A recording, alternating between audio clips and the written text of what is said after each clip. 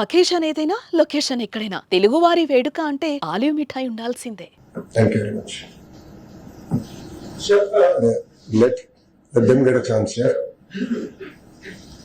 Telugu media, I'll give you separate. Let English get done, then I'll come back. Yes.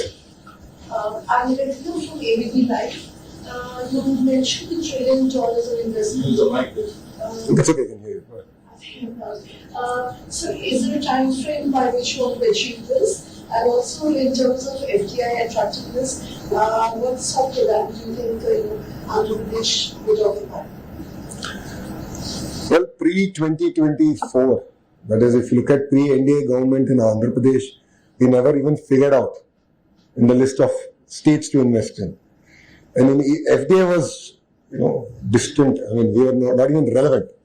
From there to being like attracting the single largest FDI investment in Indian history, to looking at ArcelorMittal now coming in, various other investments coming in. So $1 trillion is a target that we've given ourselves over the next 5 to 7 years. And these are firm commitments. So let's take ArcelorMittal as an example. It's about close to about 1.2 lakh crore investment. It will get invested over 3 phases over 7 years. Google is $15 billion. It will get invested over 3 years. So different companies, given the sector, have different time frame. But these are all firm commitments. These are not paper companies. That's the clear target. And so we are open to FDI investment. While FDI investment is very important for India and for Andhra Pradesh, I believe that homegrown entrepreneurs are equally, if not more important. So for me, it's not just about attracting the next billion or trillion. It's also about ensuring that a small, medium entrepreneur of India also succeeds in Andhra Pradesh. So for me, a mushroom processing unit is as important as a Google data center. So that's what makes, again, Andhra Pradesh very unique. Right. Sir, Vizag has already attracted Google. Now the CII summit is also happening over there in Vizag. What would be the module for this?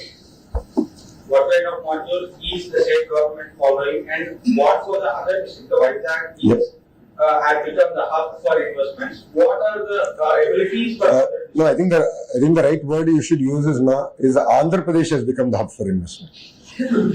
See, please understand that clusterization is our approach. So if you look at it, Kia is in Anantapur. So automotive hub is Anantapur. Renewable energy hub is North Anantapur and Karni. In the same zone, we have cement hub. Electronics manufacturing hub is between Kadapa and Chittoor. I'm talking about erstwhile districts. So Kadapa and Chittoor. Nellore already is a very diversified manufacturing hub, and we are continuing to double down on the Nellore ecosystem. Prakasam is the entire compressed biogas ecosystem coming in there. If you look at Amravati, of course the capital is there, all the regulatory bodies are putting up their offices, the new capital city is getting built, but quantum ecosystem is coming in. It's not just about bringing a quantum computer.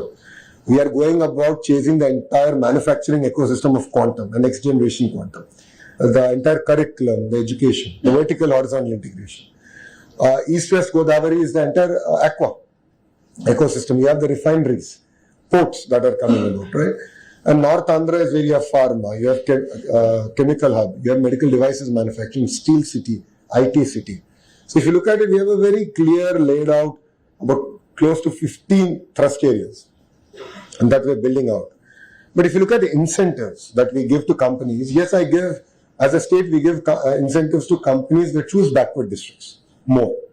So while companies that choose X district, which is already a developed district, get a tad bit lower incentives because we want to ensure that development happens equally across the state. So if you see, Oberoi's of the world are building hotels in Rayalaseema and Visakhapatnam, right? Similarly, various other brands are also doing hotels across both. Like that, we're attracting companies. I mean, Kuppam, the Chief Minister's own constituency, has attracted substantial investments that it has never seen. And the reason is because it's on the axis of Chennai-Bangalore, the industrial corridor, the road connectivity. It made all the difference. So we are double downing on that.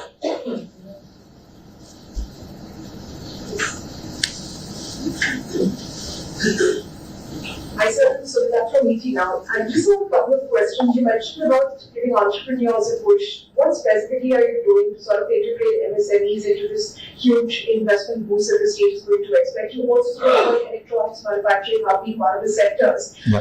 In terms of the kind of investments that we can look forward to from global India, will you be able to give a sense of that? And lastly, you also spoke about $120 billion worth of investment commitments. How much of these commitments could come from neighboring countries as far as India is concerned, for instance, China, Vietnam?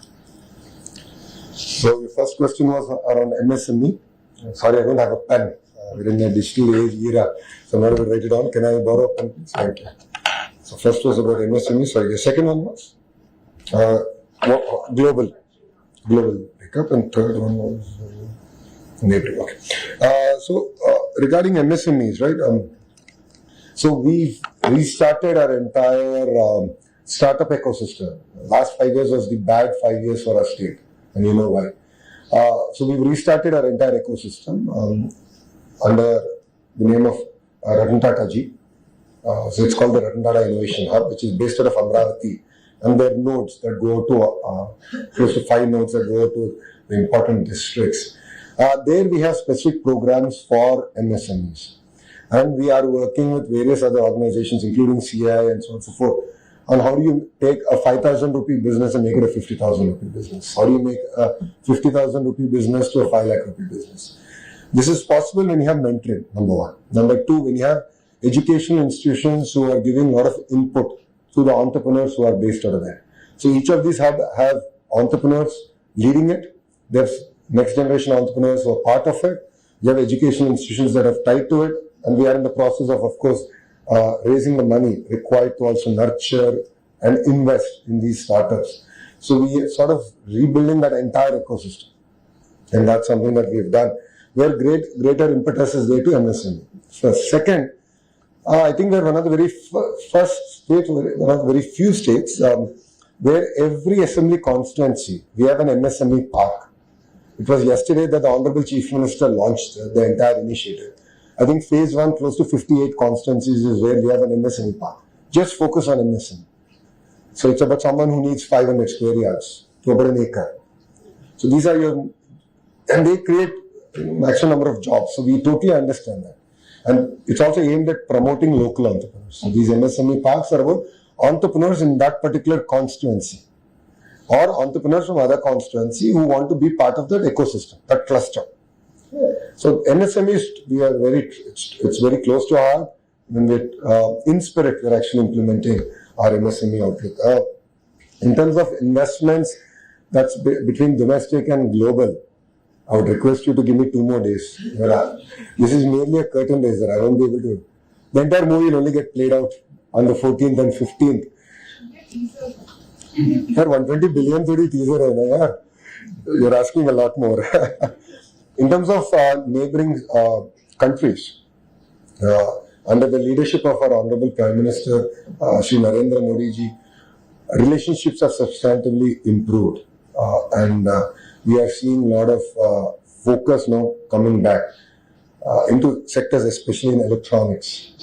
That's very, very good news. It's very, very important to build the entire component ecosystem, and that's something that's again very close to our heart in Andhra Pradesh. So if you look at it, we already have TCL and various other companies that we got in our third term, which is between 14 and 19. TCL is one of the world's largest TV panel manufacturers, and they're doing exceptionally well in the ecosystem that we have built. But we can do a lot more. That's just the beginning again. So again, just give us some more time. Give us 48 hours and you'll hear it done. I'm sticking with global. I just wanted to get your perspective. How is your state dealing with the US tariffs? And do you think that investment plans which you have, do you think it's likely to get delayed by whatever policies US is going to? Well, crisis is always an opportunity. India has always done well when there is crisis. A great example of it is our entire shrimp ecosystem. We have 50% tariffs.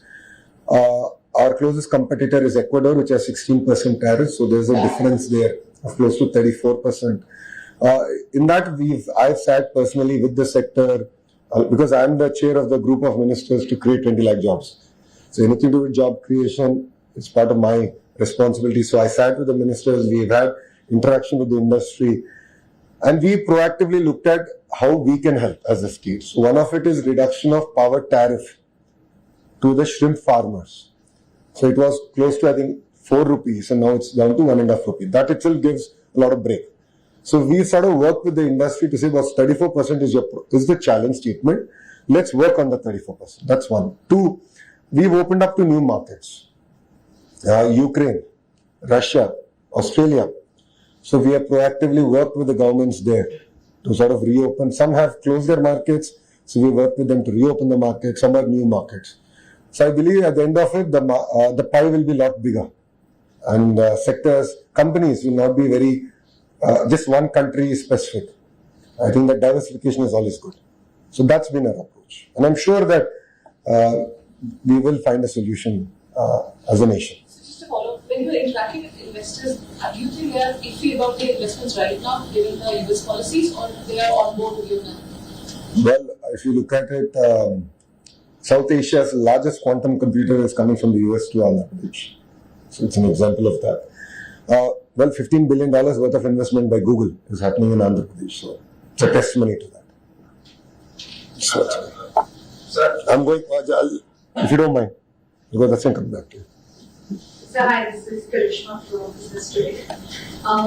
In terms of your capex, from what you've got from central and also state capex, how well are you utilizing that in order to attract these investments? And do you see any additional allocation because of so many investments and interest and opportunities coming to the state? Are you looking to central?